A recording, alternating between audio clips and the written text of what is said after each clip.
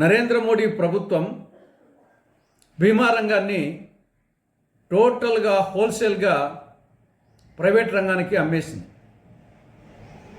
ఇప్పటి వరకు బీమా రంగంలో విదేశీ ప్రత్యక్ష పెట్టుబడులకు 74% వరకు అవకాశం ఉండేది.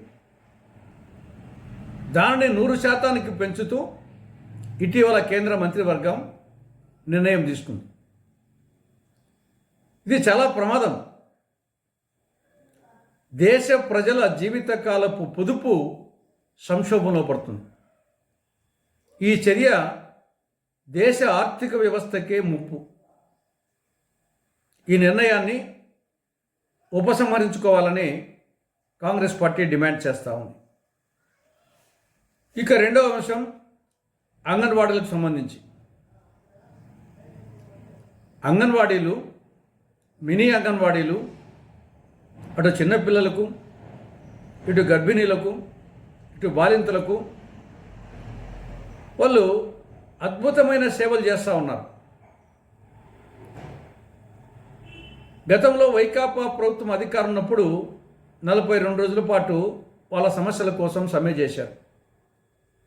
అప్పుడు ఇదే కూటమి పార్టీలు మేము అధికారంలోకి వస్తే అంగన్వాడీ, మినీ అంగన్వాడీ సెంటర్ల యొక్క సమస్యలన్నీ పరిష్కరిస్తామని చెప్పారు. అధికారంలోకి వచ్చేసి 18 నెలలైంది. ఇంతవరకు ఆ సమస్యల గురించి ఏం పట్టించుకోలేదు. వీళ్లకు 2019 నుంచి జీతాలు పెంచలే. మిగతా ధరలేం పెరిగిపోతున్నాయి. ఈ 6 సంవత్సరాల్లో ధరలు పెరిగినాయి కానీ వాళ్ళ వేతనాలు పెరగలేదు. కాబట్టి వాళ్ళు ఏం డిమాండ్ చేస్తున్నారు? కనీస వేతనం నెలకు 26,000 రూపాయలు. ఇది చాలా న్యాయసమ్మతమైనటువంటి డిమాండు. దాన్ని అమలు చేయాలని కూటమి ప్రభుత్వాన్ని కాంగ్రెస్ పార్టీ డిమాండ్ చేస్తూ ఉంది. ఇక రెండో డిమాండ్ ఏమి?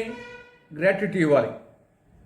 మూడవది వీరికి సంక్షేమ పథకాలు అమలు చేయాలి.